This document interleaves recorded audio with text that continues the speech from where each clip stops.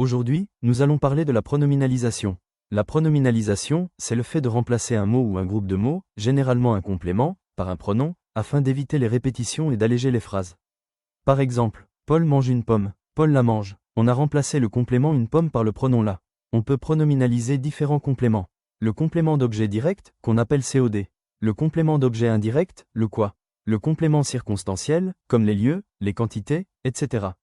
On les remplace selon leur nature, par des pronoms personnels comme le, la, les, lui, leur ou des pronoms adverbiaux comme i et en. Commençons par les compléments d'objet direct. Le COD est un mot ou un groupe de mots qui suit directement le verbe, sans préposition. On utilise le pour un nom masculin singulier, la pour un nom féminin singulier, les pour un nom pluriel. Voici quelques exemples. Il regarde le film, il le regarde, elle prend la valise, elle la prend, nous écoutons les chansons, nous les écoutons, tu vas manger le gâteau, tu vas le manger. On place le pronom avant le verbe conjugué. Et si le verbe est à l'infinitif, le pronom est placé avant l'infinitif. Passons maintenant au complément d'objet indirect. Le quoi est introduit par la préposition à. On utilise lui pour une personne au singulier, leur pour une personne au pluriel. Par exemple, il parle à son frère. Il lui parle. Elle téléphone à sa mère. Elle lui téléphone. Ils écrivent à leurs amis. Ils leur écrivent. Attention, lui et leur s'utilisent uniquement pour des personnes ou des animaux.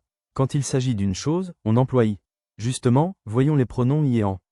On utilise i pour remplacer. Un lieu, il va à Paris, il y va. Une chose introduite par a.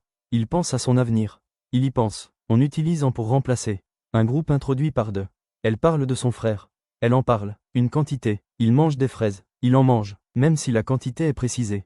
Il boit 3 verres d'eau. Il en boit 3. Voyons maintenant la place du pronom.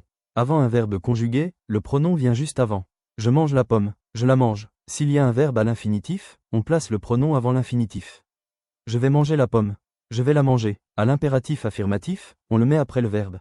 Mange la pomme. Mange-la. Mais si la phrase est négative, on revient à la place normale. Ne mange pas la pomme. Ne la mange pas. Voici un résumé rapide. Pour le COD, on utilise le, la, les. Pour le quoi, on utilise lui, leur. Pour un lieu ou une chose introduite par a, on utilise i. Pour une chose introduite par de ou une quantité, on utilise en. Le pronom se place toujours avant le verbe, sauf à l'impératif affirmatif, où il vient après. Passons à un petit exercice. Remplace les groupes en gras par des pronoms.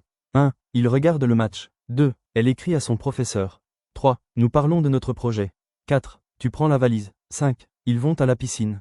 6. Il mange des fraises. 7. Il donne les clés à sa sœur. Voici les réponses. 1. Il le regarde. 2. Elle lui écrit. 3. Nous en parlons. 4. Tu la prends. 5. Ils y vont. 6. Il en mange. 7. Il les lui donne. Voilà, tu sais maintenant comment utiliser les pronoms pour remplacer les compléments. N'oublie pas de t'exercer pour bien les maîtriser.